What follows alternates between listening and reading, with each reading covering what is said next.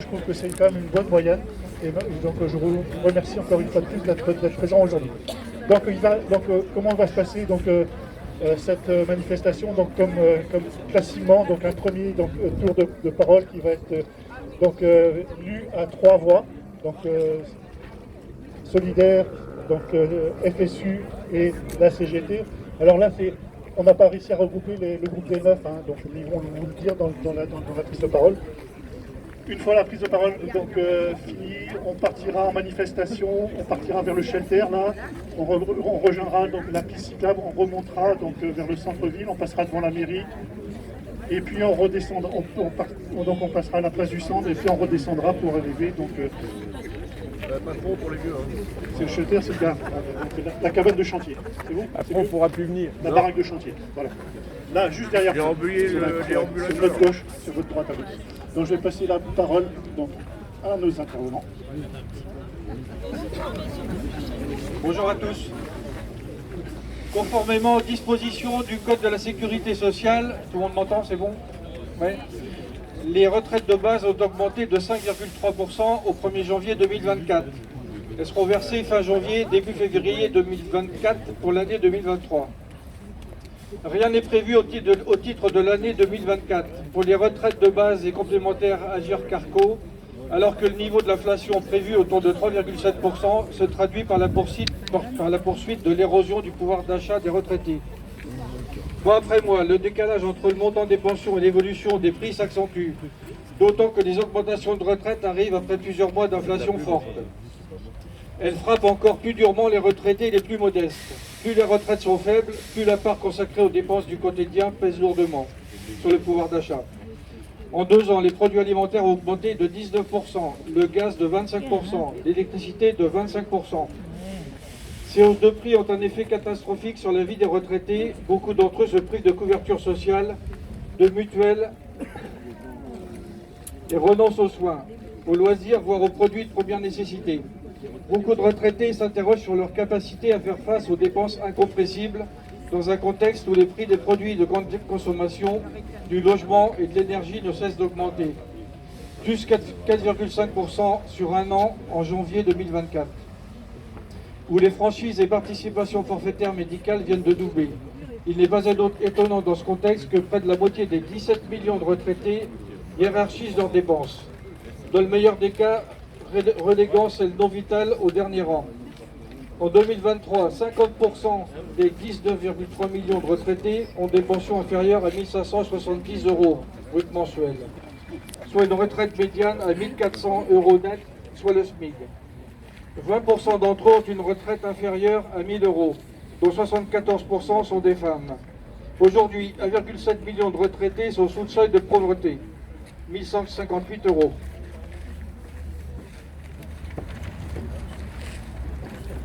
Alors non, les revalorisations de retraite de base et complémentaires ne sont pas indécentes. Pour 2024, rien n'est prévu. Il y a urgence à ce que les retraites soient à nouveau revalorisées en début d'année, avec une étape en juillet et une régularisation en fin d'année, en fonction du niveau de l'inflation réelle. Les dernières revalorisations sont tout simplement insuffisantes et ne permettent même pas le maintien du pouvoir d'achat.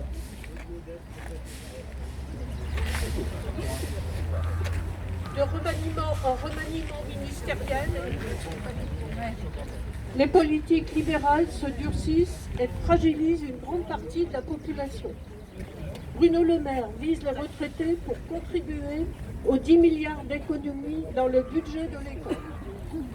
En réduisant le niveau de retraite actuel et futur, en envisageant l'augmentation de la CSG, en bloquant toute augmentation pour 2024 et les années suivantes. Ce ministre en poste depuis 2017 entend désormais, dans un livre-programme, mettre fin à l'État-providence. Mais la providence, ce n'est pas la remise en cause des droits des salariés, des chômeurs, des ALD, affections de longue durée, le démantèlement et la casse des services publics. Ce n'est pas l'assèchement des ressources de la sécurité sociale, le doublement des franchises médicales, les dépassements d'honoraires, le transfert des compétences de la Sécu aux mutuelles et complémentaires santé, avec à la clé de nouvelles augmentations des tarifs. Cela, c'est de l'austérité, de la régression sociale. Par contre, l'État-providence, c'est les exonérations sociales et fiscales pour 2024, qui vont à nouveau représenter 83 milliards et 110 milliards, soit près de 200 milliards attribués aux plus grandes entreprises au nom du maintien de leur compétitivité et dividendes. C'est 85 milliards de fraude fiscale qu'on laisse filer chaque année pour ne pas heurter nos chers milliardaires. C'est l'adoption de la loi de programmation militaire 2024-2030 avec un budget des armées qui passera de 32 milliards d'euros en 2017 à 69 milliards en 2030. Ce gouvernement est moins regardant sur l'état de ses finances quand il s'agit de fabriquer des armes que lorsqu'il s'agit de soigner les gens, de servir l'intérêt général. Selon le FMI, en Europe, 45% de la hausse des prix sont liés au développement des marges des entreprises, en particulier des grands groupes. Les entreprises du CAC 40 ont reversé à leurs actionnaires 97 milliards pour 2023, soit une progression de 21% en un an et 40% en 2 ans. Il n'y a aucune fatalité aux difficultés que nous rencontrons. Elles sont les conséquences de choix politiques qui privilégient les plus favorisés au détriment de la grande majorité de la population. Qu'il s'agisse des transports, de l'énergie, de la santé, de l'éducation, de la poste, aucun service public n'échappe à la cure d'austérité, alors que les besoins de la population sont immenses. De plus en plus, les démarches administratives sont dématérialisées, excluant de fait une grande partie des retraités en fracture numérique.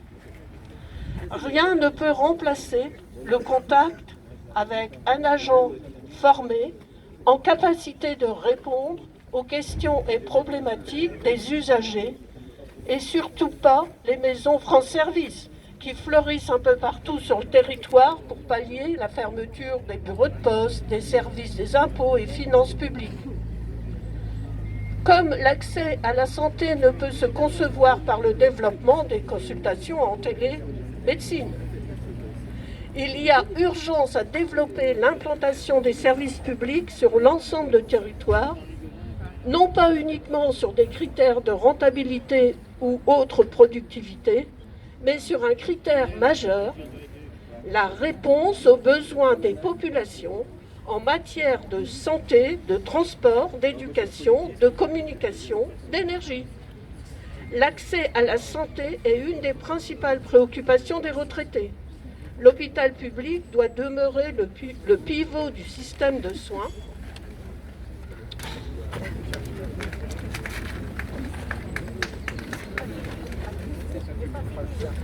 Le centre du travail en réseau avec les autres services et professionnels de santé et sortir de la logique de recherche de rentabilité.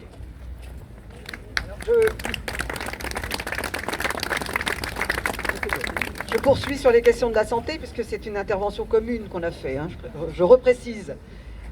Ici à Lannion, les urgences de l'hôpital sont désormais régulées, entre guillemets, hein, de 19h à 8h30 tous les jours, ou toutes les nuits plutôt. Réguler signifie fermer, même si le terme déplaît au député Botorel. Je savais que... La lutte doit continuer pour le retour à la normale des urgences. Elles doivent être ouvertes 24 heures sur 24 et 365 jours par an.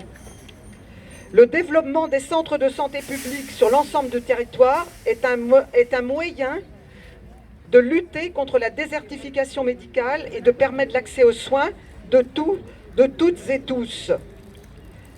Face à la paupérisation de la population et des retraités en particulier, aux nombreuses revendications restées sans réponse de la part des pouvoirs publics, mais aussi d'un patronat avide des exonérations et cotisations sociales, la mobilisation est plus que jamais nécessaire, comme ça vient, on l'a un peu développé précédemment. Il en est ainsi de l'escroquerie intellectuelle sur l'augmentation des petites pensions. Vous vous rappelez l'année dernière, pendant la lutte contre la réforme des pensions, la réforme entre guillemets, la régression sur les pensions, on nous avait dit que le président Macron avait annoncé vouloir relever la retraite minimale à 85% du SMIC net, soit environ 1 200 € pour une carrière complète. Aujourd'hui, nous sommes très loin des promesses. Pire, le gouvernement, avec l'aval du patronat, envisage de faire contribuer l'Agirc-Arrco au financement des petites retraites en lieu et place de la sécurité sociale. Il entend profiter des négociations en cours pour revenir sur sa promesse faite après la signature d'un accord en 2023 de ne pas ponctionner les réserves des retraites complémentaires Agirc-Arrco. S'ils arrivent à leur fin, ce sera la double peine pour les retraités et futurs retraités. Pas de hausse significative des petites retraites et une nouvelle baisse de la valeur du point de retraite complémentaire. Quelques mois avant son départ de Matignon, la première ministre Borne a missionné un conseil d'orientation des retraites pour mener une réflexion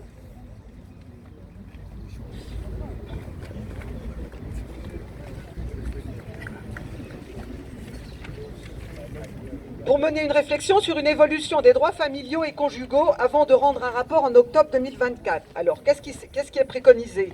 Les droits familiaux permettent aux assurés de bénéficier de droits supplémentaires à la retraite tels que les droits accordés au titre des enfants. Les droits conjugaux, entre guillemets, sont des droits dérivés octroyés aux ayants droit, conjoints ou orphelins, des assurés décédés. C'est ce qu'on appelle la pension de réversion. Le gouvernement entend revoir la copie, remettre en cause en fait la retraite de réversion, au prétexte d'une certaine complexité, d'une évolution du nombre de femmes en activité professionnelle depuis leur mise en œuvre. La réversion est donc bien menacée. Au contraire, les droits familiaux et conjugaux doivent être revalorisés et améliorés pour bénéficier au plus grand nombre. Les retraités ne sont pas des nantis. La politique de bas salaire, la multiplication de contrats précaires, l'intérim et le chômage impactent le niveau des retraites. On l'a vu tout à l'heure, en particulier pour les femmes. La loi sur les retraites adoptée à coup de 49.3, que nous avons combattue l'an dernier, va contribuer à dégrader encore la situation des futurs retraités. Tout augmente sauf nos retraites, cela suffit. C'est 10% qu'il nous faut tout de suite. Cela représente annuellement 15 milliards d'euros pour la CNAV, la Caisse nationale d'assurance vieillesse, et 8 milliards d'euros pour l'Agirc-Arrco, à comparer des 83 milliards d'exonération de cotisations sociales en 2024. Il faut un rattrapage pour les petites retraites, avec un objectif de n'avoir plus de retraite en dessous du SMIC à court terme. Revenir à des augmentations en début d'année. Oui, décidément, toutes et tous les retraités ont des raisons de continuer à se mobiliser. Voilà, merci. Donc merci à vous trois. Donc on va partir en manifestation, on va détacher donc la banderole. Hein. Donc vous partirez derrière la banderole.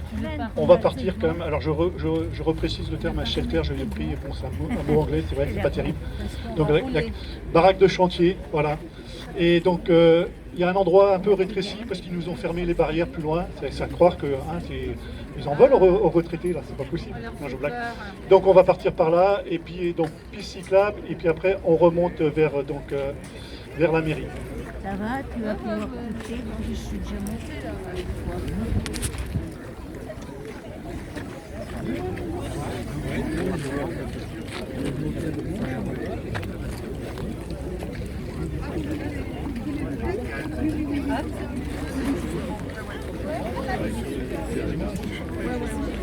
Les petits chiens, ils m'ont dit on a pris un petit chien pour prendre l'avion. J'ai dit bah moi j'ai un petit chien mais je prends plus l'avion. Ah oui. Je sais pas si les gens vont comprendre que c'est un clin d'œil